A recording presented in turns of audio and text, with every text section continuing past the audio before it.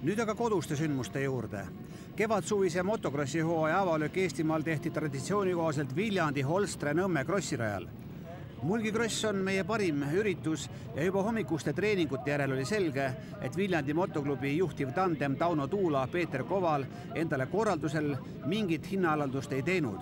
Rahul tundusid olevat nii osavõtjad kui pealtvaatajad. Teie klubile see on tõsine ettevõtmine? No selge see, aga õnneks seda on nagu pikka aega tehtud ja nii mõndagi aastat, et on niisugune tubli meeskond välja kujunenud, kellega ei ole seda asja nagu raske teha. Igal ühel on oma tööd tegemised, mille eest keegi vastutab, nii et suur tänu kõigile abilistele, kes seda krossi aitavad teha ja loomulikult ka toetajatele, kelle abil see asi toimuda saab, et üritame jälle iga aasta paremuse poole. Juba nädalapäevad olid Viljandi rajal harjutanud Soome krossisõitjad. Lisaks neile oli külalisvõistlejaid veel Lätist, Leedust ja Venemaalt. Publiku magnetiks oli otse loomulikult maailma meistrivõistluste MX2-klassi hetke 6. mees Aigar Leok. Nii kõva hooaja jooksva retikuga meest pole Eestimaal varem stardis olnudki. Ma tulin kodu puhkama ja kui ma juba puhkan siin, et võiks kodus olen, et võib võistluse teha, et pole hullu.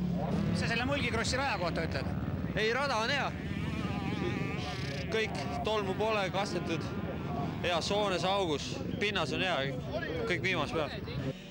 Pikka võistluspäeva alustasid kõige nooremad 50 kuubikulistelt tsiklitel, kes sõitsid väiksel ringil. Hooaja esimene suurvõistlus pani südamed kiiremini põksumaga ergutajatel, rajal olijatel tuli otse loomulikult ette äpardusi, aga eks see kõik käib selle spordiala juurde.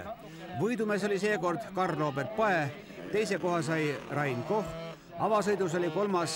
Gert Pääro, aga 2 stardi kokkuvõttes Karel Kutsa. Veidi suurematele 65 kuubikulistele pääses stardis kõige paremini välja Andre Park, aga kahjuks ei suutnud ta kukkumist vältida. Väga vapralt võitles rajal stardis ebaõnnestunud Brants Pals, kes avasõidus jõudis viimasel ringil ka esikoha välja sõita. Teises stardis läks kõik juba palju lihtsamalt ja nii tuli kindel esikoht. Teine koht selles klassis rändas Venemaale. Taas oli rajal siin ka Robert Pae, kes esimeses stardis suutis välja sõita 3. koha, 2 stardi kokkuvõttes oli aga 3. Gregor Kaares. Nüüd aga suuremate kiiruste juurde. 125 kuubikuliste kvalifikatsioonis oli Aigar Leok löönud parimal ringil kõiki 2,2 sekundiga. Lootusi kõrgele kohale andis Henri Remma teine aeg. Suurfavoriit stardis riskima eriliselt ei hakanud ja lasi konkurentidel ühe ringi isegi juhtida. Siis tõstis Aigar Leok äkki tempot ja läks nauditava sõiduga teistel lihtsalt eest ära. Hästi võitlesid soomlastega ka Antti Kala ja Asko Lihtsa. Täielikult ebaõnnestunud startis aga Henri Remma, aga tema püüdis oma positsiooni iga ringiga parandada. Vahepeal äpardus paiskas Aigar Leoki korraks küll 4., aga liidrikoha võtmine oli taaskord aja küsimus. Ülekaalukas võit Aigar Leokile. Aigar, kuidas sa ise oma tänast sõitu kommenteerid? Tagapidurit kaotasid ära peale mingi 3 ringi. Ilma tagapidurit sõitsin nüüd lõpuni ära, aga mis ikka? Võit tuli ära. Oli pinget ka? Ei, midagi eriti ei olnud. Sõitsin stardist, olin 5, siis sõitsin esimeseks, siis kukkusin. Sõitsin esimeseks ära jälle ja siis kaotasidki pidurid ära. Kuidas sa seda koormust võrdled MM-etapi koormusega? No siin ei olnud hoogugi praegu, et eks nüüd tuleb open class, et eks seal näeb, mis saab. Kas võtsid 2 starti sellepärast, et saaksid normaalse päevakoormuse kätte või? Jaa, hea trenni eest, et mis sa selle ühest ikka saad, et siis kui oli võimalik, siis ma tein mõlema. Väga sitkelt sõitnud soomlane Eero Remes võttis lõpuks endale teise koha. Kiiduväärt oli kindlasti ka Antti Kala 3. koht. Asko Lihtsa lõpetas selle sõidu 4. ja kohe tema kannul oli juba finišis ka Henri Remma. Läksid teise asetusega põhisõitu, mis siis juhtus? No stardis hakkasin kurvi minema, aga siis vennad pidurdasid nii vara ees ja ei saanud seisma ja siis seal paremal pool olid kummid, siis panin kummidesse. Hakkasin viimasena minema, püüdma. Said vahepeal informatsiooni ja kuidas seis rajal on? Ja esimene mees oli eest ära läinud väga haiks, aga ülejäänud olid seal löögi läheduses, aga järgmine sõit saan kätte. Pedesaalis sai napid puudu? Jah. Järgmisel korral teed ära? Teen. Mees sõnast härgas arvest. Teise stardi võitis taas veenvalt Aigar Leok, taas võttis teise koha soomlane Remes ja kolmandana oli finišis Henri Remma, mis kindlustas talle ka klassi kokkuvõttes 3. koha. Fantastiliselt pikk oli stardirevi noorte 85 kuubikuliste klassis. Selles nii-öelda hüppelauaklassis oli sõidu kestvuseks juba 18 minutit pluss 2 ringi ja parima kvalifikatsiooniajaga läks rajale Priit Rätsep. Kahjuks jäi kõrvale vigastusest paranev Gert Kristinov. Parim start oli ka hoopis Kristjan Rätsepal. Kannule sai ta Indrek Mägi, siis Priit Rätsepa ja soomlased. Alles 15. oli avaringil Martin Leok. Peagi rebisid teistega vahe sisse vennad Rätsepad. Indrek Mägile oli aga kannule jõudnud head sõitu teinud Martin Leok. Siis tõstis Priit Rätsep tempot, samal ajal kui Kristjan Rätsepa oli kinni püüdnud Martin Leok, kes korraks juba ka teiseks tõusis, siis aga kukkus. Finišis oli võitjana Priit Rätsep, teine Kristjan Rätsep ja kolmas Indrek Mägi. Kohe tema selja taga lõpetas juba Martin Leok. Teine start andis võidu Indrek Mägile, seda Priit Rätsepa ja Lauri Lehtla ees. 2 sõidu kokkuvõttes esikoht Priit Rätsepale, teine oli Indrek Mägi ja kolmas Kristjan Rätsep. Päeva põhistardiks oli vabaklassi sõit, kus taas valmistus rajale minema ka Aigar Leok.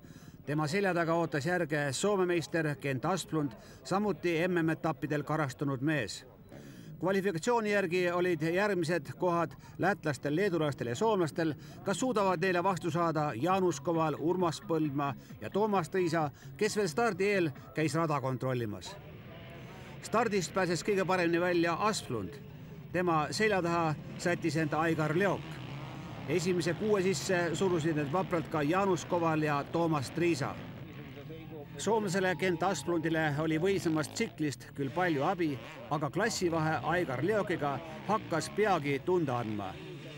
Aigar Leoki väliselt rahulik ja heas rütmis sõit mõlemas stardis pakkus publikule suurepärase vahetu elamuse ja tõestas, et MM-karussellis pöörvale mehele on ka nõrgema tsikliga võit Soome kuulsuse üle rohkem hea treeningu eest.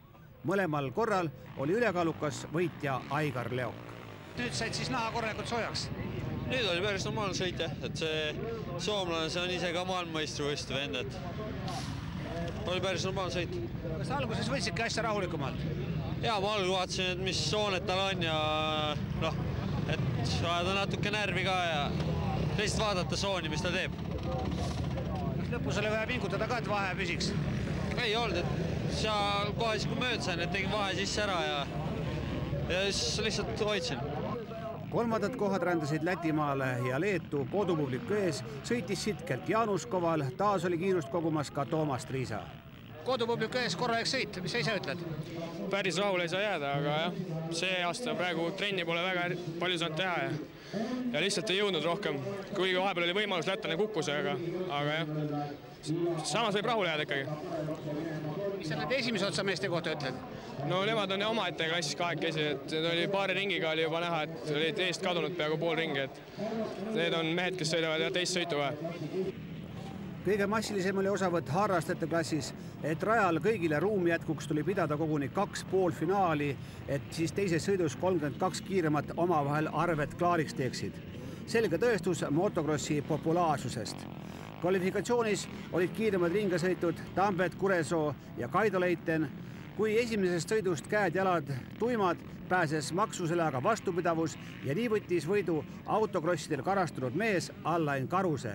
Teise koha sai lõpuks Andrus Saare ja 3. koha Kaido Leiten. Järgmisel laupäeval kohtuvad paljud motokrossi sõitjad Saku Männiku autodroomil Favor Offroadil, sellest aga meie järgmises saates.